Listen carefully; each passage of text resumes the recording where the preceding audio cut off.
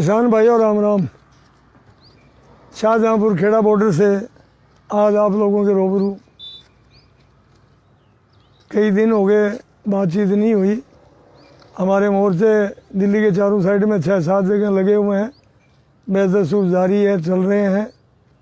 लेकिन तकलीफ़ और दुख की बात यह है कि पूरी सर्दी झेली, पूरी बरसात झेली और पूरी गर्मी झेल रहे हैं। और गर्मी के अंदर भी 100 और ये रोज़ का जो टेंटों का वो उठाव पटेगा, ये बहुत मुश्किल काम है। लेकिन किसान फिर भी इसी परेशानी के अंदर बेदस्तूर जमे हुए हैं, डटे हुए हैं। ये दिल्ली में राज करने वाली सरकार की हठधर्मिता इस बात से एहसास होती है कि पिछले 3 महीने से चर्चा तक नहीं की इन लोगों ने, बात तक नहीं की। कितनी गलत बात है, कितनी मतलब एक जुल्म की बात है। आज इस राज वाली पार्टी ने पश्चिम बंगाल को माथे पे उठा लिया पूरे देश के लिए। कोई वहाँ झगड़ा हुआ और कहा हमारे कार्यकर्ता मार दिए, हमारे कार्यकर्ता मार दिए। और देश के किसानों में जो आज 400 से 500 करीब शहीद हो गए, उनके लिए इस पार्टी के ज़बान में एक शब्द नहीं है। किसी एक आदमी ने संवेदना नहीं की आज तक। क्या जुल्म की बात है। किसानों के साथ इससे बड़ी ज्यादती क्या हो सकती है। क्या करना चाहती है ये पार्टी। संयुक्त किसान मोर्चा ने आह्वान किया था कि 5 राज्यों में चुनाव हो रहा है, वहाँ इस राज करने वाली पार्टी को हराना है। ये केरल और तमिलनाडु में ये नहीं थे, और असम और पांडिचेरी में अगर कोई आज किसान मोर्चे के लोग जाते तो ये सीधा सीधा कहते हैं कांग्रेस के साथ हो गए। सिर्फ एंड सिर्फ पश्चिम बंगाल के अंदर संयुक्त किसान मोर्चा ने कहा था कि बीजेपी को हरा के दिखाएंगे, और वो काम किसानों ने किया और आज वो हुआ। इन्होंने क्या कुछ नहीं बोला। पिछले 5 साल के अंदर कोई शब्द बाकी छोड़े हैं। हमारे देश की शब्दों की सभ्यताएं थी, आज वो स्टैंड नहीं कर रही है, वो ख़त्म होगी। हमारे देश की वैल्यू जो वर्ड के अंदर थी, आज वो वैल्यू नहीं रही है। इसी चुनाव, पश्चिम बंगाल के चुनाव एक ऐसा चुनाव है, उस चुनाव की वजह से आज पूरे देश के अंदर कोरोना है। कोरोना हद से ज़्यादा हो गया, कोरोना की परेशानी बढ़ गई। आज इसी चुनाव की वजह से वैक्सीन नहीं मिल रही है, इसी चुनाव की वजह से पूरे देश में ऑक्सीजन नहीं मिल रहा है। इस बात की इन्होंने परवाह नहीं करी। सिर्फ एंड सिर्फ पश्चिम बंगाल में ममता बनर्जी को हराना।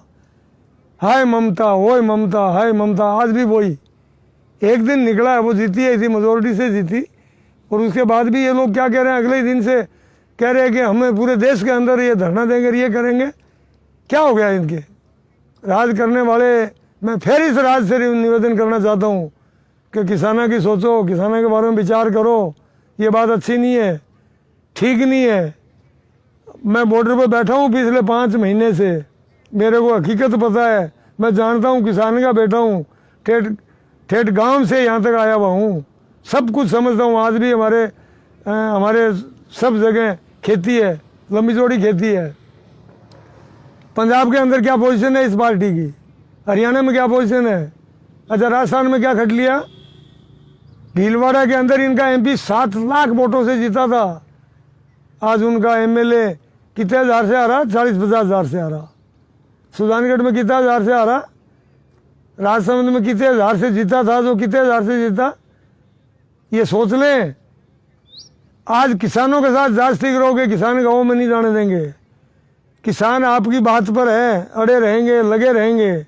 ऐसा कुछ नहीं है कि आप थकाना चाहते हो किसानों को, सोचते हो किसान थक जाएंगे, हार जाएंगे और ये मोर्चा छोड़ जाएंगे। आज अगर इस देश के अंदर ये किसान जो आंदोलन कर रहे हैं, आपके हक के लिए कर रहे हैं, ये 3 गलत कानून बनाए, इनको कैंसिल करो। देश 70 साल बगैर इन कानूनों के चला है, ज़रूरत नहीं है इन कानूनों की।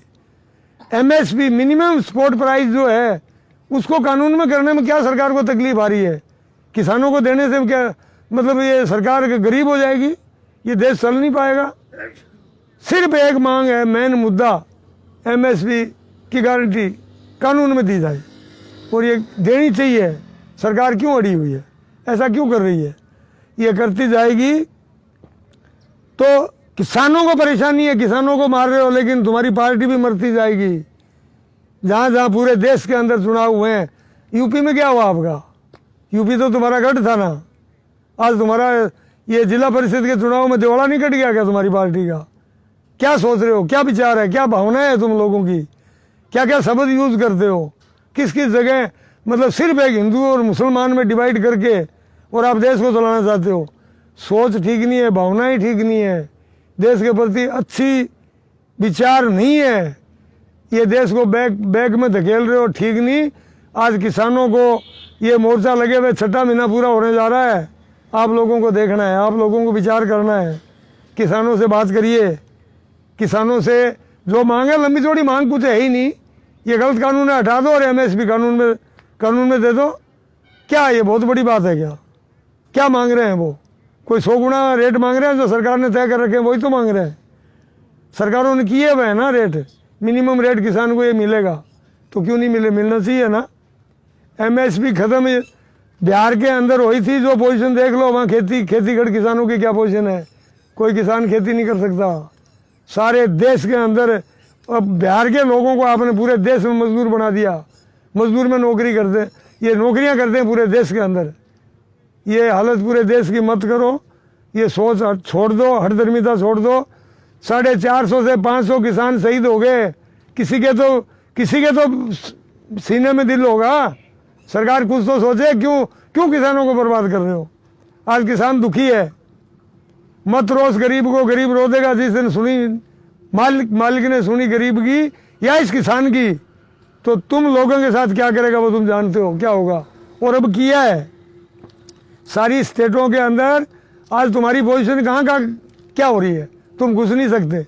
एमपी में क्या धंधन कर लिया आपने, पूरे देश के अंदर। ये गुजरात का मॉडल लिए फिर रहे हो, क्या कर लिया गुजरात में, क्या हालत है तुम्हारी गुजरात में। पूरे देश के अंदर तुम दूसरी पार्टी को मिटाने गए थे, खुद मिट जाओगे किसानों से लड़ाई लड़ोगे तो। आज दूसरा आदमी तो कोई ये आंदोलन कर नहीं सकता, लड़ाई लड़ ही नहीं सकता। अगर इस देश का 70% 75% किसान और 10-15% जो मजदूर और जो मध्यम वर्ग का व्यापारी, ये मिला के 85% लोग अगर आंदोलन आज सक्सेस नहीं कर पाएंगे, नहीं चला पाएंगे, और आप नहीं चलने दोगे, इसको ख़त्म कर दोगे, तो फिर बाकी तो बचा कौन है? इनकम टैक्स तुम्हारा है, ईडी तुम्हारी है, सीबीआई तुम्हारी है, ये हमारा जो न्यायालय है, एक देश के न्यायालय की वैल्यू थी, वो आज तुम्हारा है। ये चुनाव जो कमिश्नर है वो तुम्हारा है। संस्थाएं बची कौन सी है बता दो? कौन सी पारदर्शिता से संस्था काम कर रही है देश के अंदर? ये देश की शब्दावली खत्म होगी। देश में कोई एक टप्पा बोलता तो पोजीशन ये होती थी कि कोई सरकार चलाने वाला हेड बोल रहा है। कोई जमाना था, जवाहरलाल नेहरू भी प्रधानमंत्री हुआ करते थे, स्टेटों के चुनाव में नहीं गए, एक स्टेट में एक मीटिंग होती। ये मैंने इंदिरा गांधी जी को भी देखा है, राजस्थान में आई, रामबाग के अंदर इन्होंने मीटिंग करी, पूरे स्टेट की एक मीटिंग। आज प्रधानमंत्री ने पूरा पश्चिम बंगाल खा दिया। आप लोगों ने 400-500 मीटिंगें करी पश्चिम बंगाल के अंदर। क्या मतलब ये अंधी बिल्ली का मांस खा रखा है चुनाव के लिए।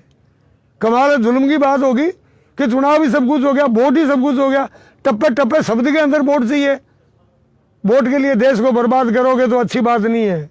आप किसानों की सुनिए, किसानों से बात करिए।